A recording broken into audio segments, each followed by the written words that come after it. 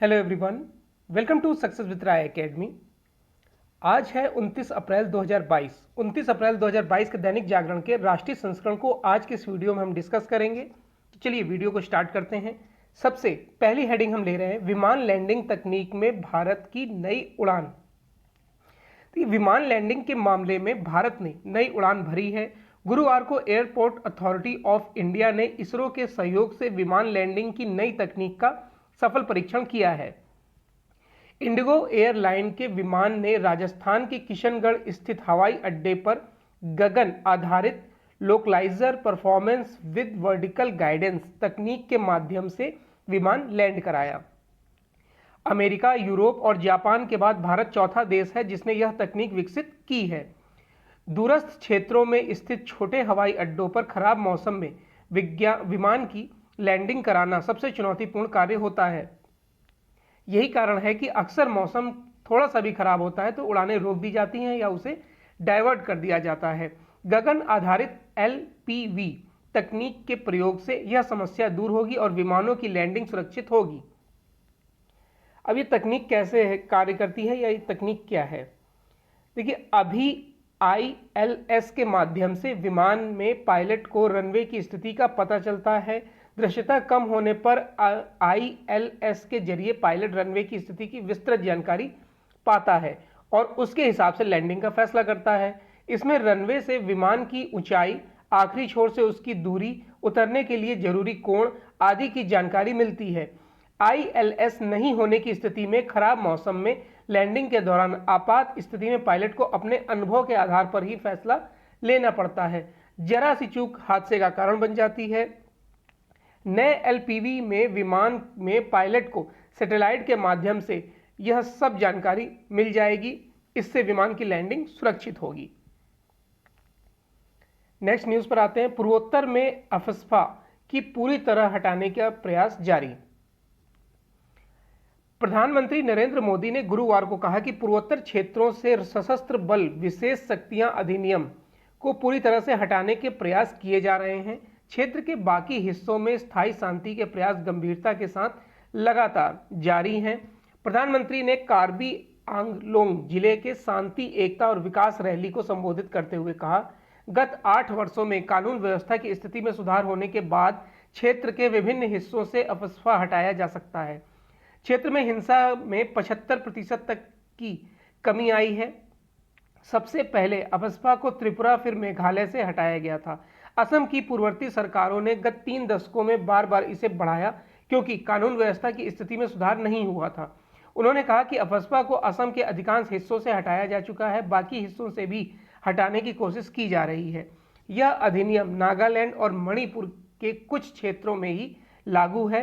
केंद्र ने 1 अप्रैल से नागालैंड, असम व मणिपुर में अफस्पा के तहत आने वाले अशांत क्षेत्रों को दशकों बाद कम करने की घोषणा की थी।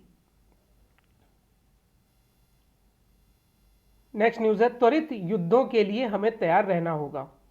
वायुसेना प्रमुख air chief marshal VR Chaudhari ने गुरुवार को कहा कि मौजूदा भू राजनीतिक स्थिति में भारतीय वायुसेना को संक्षिप्त और त्वरित युद्धों के लिए तैयार रहना होगा। इसके अलावा पूर्वी लद्दाख की स्थिति के समान लंबे समय तक चलने वाले गतिरोध के लिए भी तैयार रहने की जरूरत है। एक संगोष्ठी को संबोधित करते हुए VR चौधरी ने विभिन्न सुरक्षा चुनौतियों से निपटने के लिए संचालनात्मक सैन्य तंत्र का ध्यान केंद्रित करने का भी आह्वान किया है। प्रसिद्ध सैन्य रणनीतिकार सन त्सू को उद्धृत करते हुए कहा कि अव्यवस्था और व्यवस्था के बीच की रेखा सैन्य तंत्र में निहित है। उन्होंने कहा कि बल, स्थान और समय की निरंतरता में हमें छोटी अवधि के त्वरित युद्धों के लिए तैयार रहना होगा और जैसा कि हम पूर्वी लद्दाख में देख रहे हैं, उस तरह के लंबे गतिरोध से निपटने के लिए भी तैयार रहने की जरूरत होगी। चौधरी ने कहा कि वायुसेना के हाल के अनुभव और भू राजनीतिक परिदृश्य से स्पष्ट है कि हमें हर समय अभियानगत और सैन्य तंत्र की दृष्टि से तैयार रहना होगा।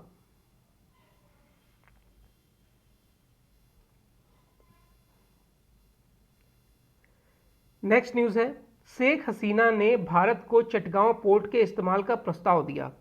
बांग्लादेश की प्रधानमंत्री शेख हसीना ने संक्षिप्त दौरे पर आए भारतीय विदेश मंत्री एस जयशंकर से मुलाकात के दौरान दोनों देशों के बीच संपर्क बढ़ाने के लिए भारत को असम और त्रिपुरा के लिए अपने चिटगांव बंदरगाह का इस्तेमाल करने का प्रस्ताव दिया है। जयशंकर ने शेख हसीना को प्रधानमंत्री मोदी की ओर से नई दिल्ली आने का न्योता भी दिया। जयशंकर ने ट्वीट करके कहा कि प्रधानमंत्री शेख हसीना को उनके गर्मजोशी भरे स्वागत के लिए धन्यवाद। मैं उन्हें प्रधानमंत्री नरेंद्र मोदी की ओर से बधाई देता हूं। दोनों नेताओं के मार्गदर्शन से हमारे द्विपक्षीय संबंध मजबूती की ओर आगे बढ़ेंगे।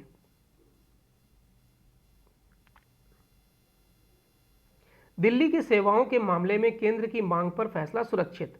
दिल्ली में प्रशासनिक सेवाओं पर नियंत्रण के मुद्दे की समग्र व्याख्या के लिए मामला संविधान पीठ को भेजे जाने की केंद्र सरकार की मांग पर सुप्रीम कोर्ट ने गुरुवार को अपना फैसला सुरक्षित रख लिया है। केंद्र की मांग का दिल्ली सरकार ने विरोध किया है। दिल्ली का कहना है कि संविधान पीठ अपने फैसले में पहले ही साफ कर चुकी है कि क्या चीज इसके अधिकार क्षेत्र में आती है और अब इसमें किसी तरह के स्पष्टीकरण की जरूरत नहीं है। प्रधान न्यायाधीश एनवी रमन्ना, जस्टिस सूर्यकांत एवं जस्टिस हिमा कोहली की पीठ ने केंद्र और दिल्ली सरकार की दलीलें सुनने के बाद अपना फैसला सुरक्षित रखते हुए कहा है कि वह जल्द ही इस पर निर्णय देंगे। केंद्र सरकार की ओर से सॉलिसिटर जनरल तुषार मेहता ने मामला संविधान पीठ को भेजे जाने की मांग करते हुए दलील दी थी कि विवाद से जुड़े कई पहलू ऐसे हैं जिनकी 5 जजों की पीठ द्वारा सुनवाई कर स्थिति स्पष्ट किए जाने की जरूरत है। कई चीजें संविधान पीठ के पिछले फैसले में स्पष्ट होने से रह गई हैं। अनुच्छेद 239 ए की समग्र व्याख्या आवश्यक है। दिल्ली सरकार की ओर से पेश वरिष्ठ वकील अभिषेक मनु सिंघवी ने मांग का विरोध करते हुए कहा कि छोटे छोटे मुद्दों को बार बार संविधान पीठ को भेजे जाने की जरूरत नहीं है। चलिए नेक्स्ट न्यूज पर आते हैं।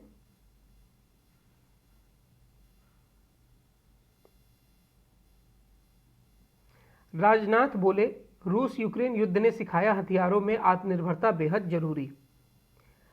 रक्षा मंत्री राजनाथ सिंह ने गुरुवार को कहा कि रूस यूक्रेन युद्ध ने स्पष्ट कर दिया है कि सैन्य साजो सामान के मामले में आत्मनिर्भरता होना बहुत जरूरी है। रक्षा मंत्री ने राष्ट्रीय सुरक्षा की चुनौतियों से निपटने के लिए तीनों सेनाओं के बीच तालमेल की जरूरत बताई है।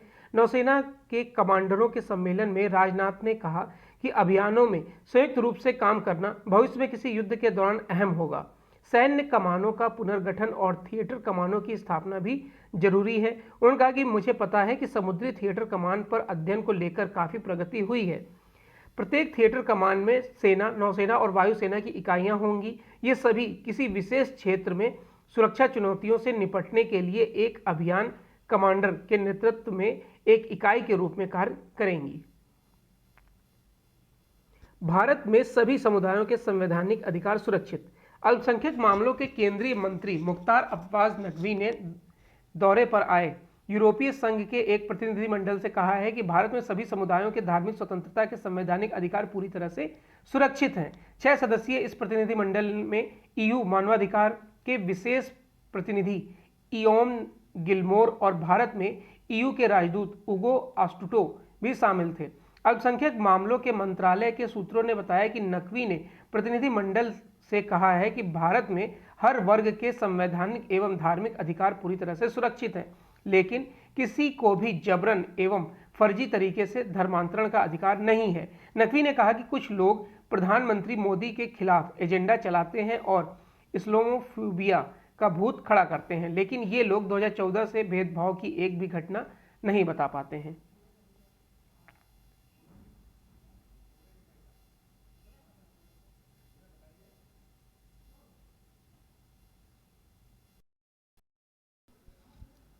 नेक्स्ट न्यूज,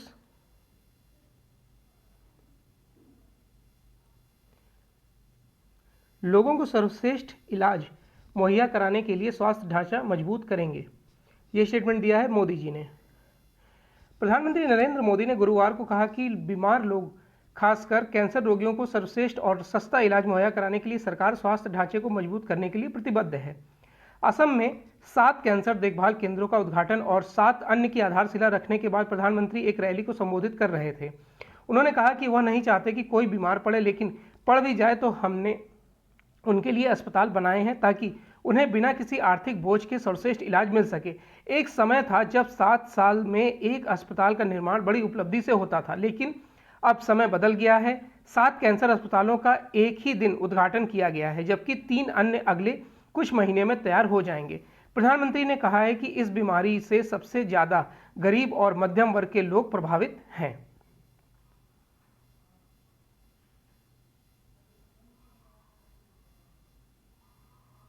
चलिए नेक्स्ट पेज पर आते हैं, जो है एडिटोरियल पेज।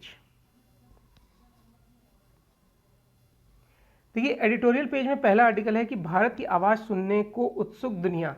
देखिए 1-2 दिन पहले भी हम ये आर्टिकल डिस्कस कर चुके हैं, जिसमें भारत खाद्यान्न समस्याओं को दूर करने के लिए, विश्व की खाद्यान्न समस्याओं को दूर करने के लिए प्रतिबद्ध है। और उसने WHO,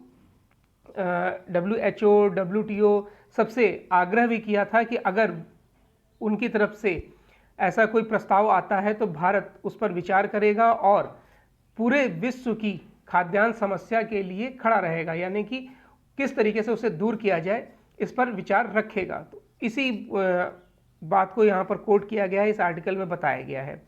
तो ये डिस्कस कर चुके हैं, इसलिए डिस्कस नहीं करेंगे। उसके बाद है शिक्षा के भेदभावपूर्ण ढांचे से मिले मुक्ति। अब इसमें भी जो नई राष्ट्रीय शिक्षा नीति है उसको लेकर हम कई आर्टिकल डिस्कस कर चुके हैं, तो इसे भी हम आज ड्रॉप करेंगे।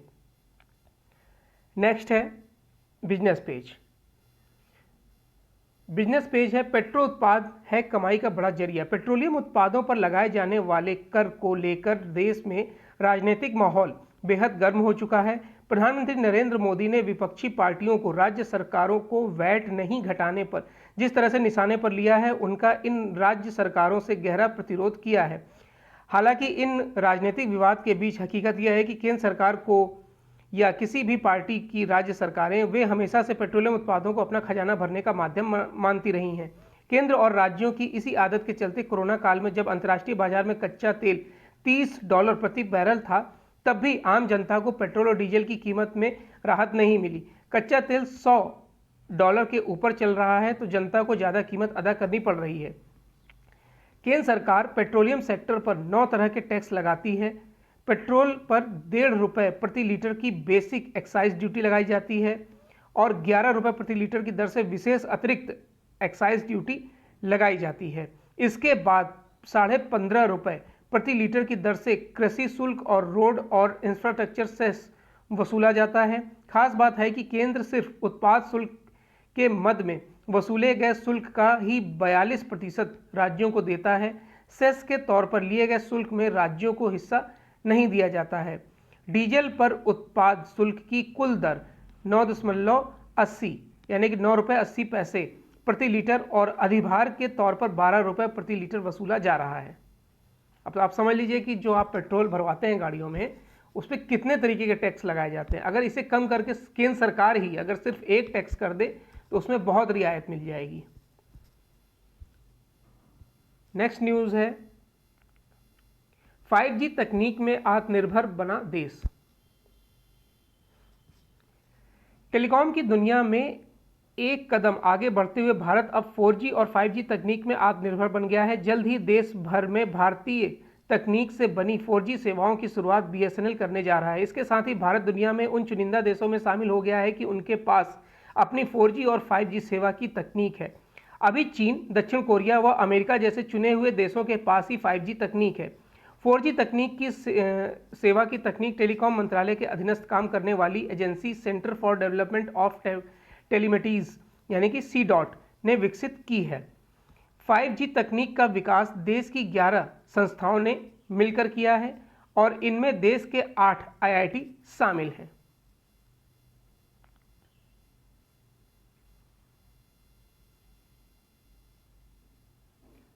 चलिए नेक्स्ट पेज पर आते हैं, इंटरनेशनल पेज। फिर से रूस यूक्रेन युद्ध है।